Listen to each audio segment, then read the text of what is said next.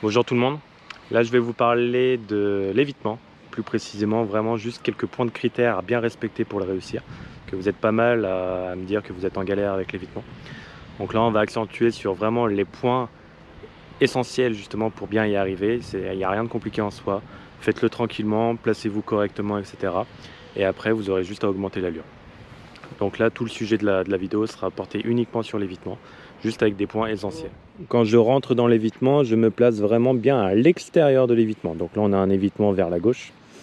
Donc là, moi, j'ai une bande d'herbe, mais autrement, c'est la ligne blanche de l'examen, de la piste.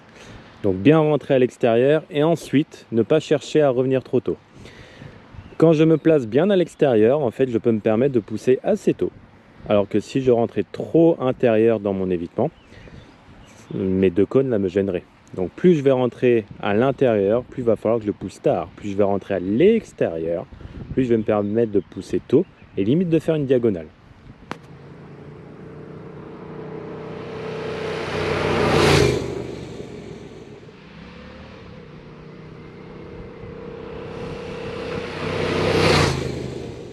Pour éviter de shooter le troisième cône de cette rangée là, des trois cônes, bah vous avez tous ce défaut, c'est que à peine vous poussez, vous revenez. Pour vous arrêter justement dans la partie des cônes bleus, de l'arrêt final de votre plateau.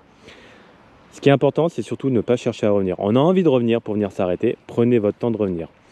Donc là, moi, je vais vous montrer ce que j'ai déjà expliqué dans l'autre vidéo.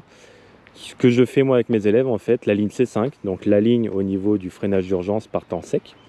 J'imagine un cône au milieu, où je le mets avec mes élèves, peu importe. Mais vous imaginez votre cône, ou avec votre moniteur, vous mettez un cône. Et ce qu'il faut, c'est passer côté extérieur de votre cône, pour vous inciter à arrêter de revenir tout de suite. Donc là, je vais vous mettre la caméra, et puis comme ça, vous allez voir.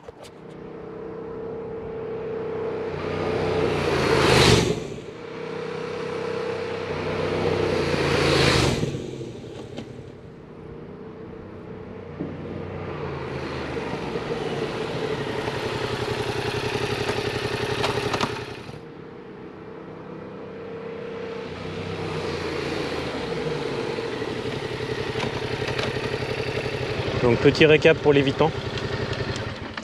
Donc une fois qu'on a fait le demi-tour, là, on doit revenir en troisième. 50 km/h à l'entrée de l'évitement. On a le droit à une marge de 5 km/h d'erreur sur le radar, donc minimum sur le radar 45 km/h. Une fois que vous êtes lancé, je vous conseille d'avoir la prise de vitesse dès le départ, d'être en troisième assez tôt et avoir le 50 tout de suite. Comme ça on ne se concentre pas à avoir l'allure une fois qu'on rentre dans l'évitement et pas tout faire au dernier moment. Donc dès que j'ai fait de mon demi-tour, première, deuxième, troisième, je me place quand même assez tôt, bien à l'extérieur. Une fois que je rentre dans l'évitement, un tout petit peu avant, je coupe les gaz. Une fois que je rentre, boum, je pousse.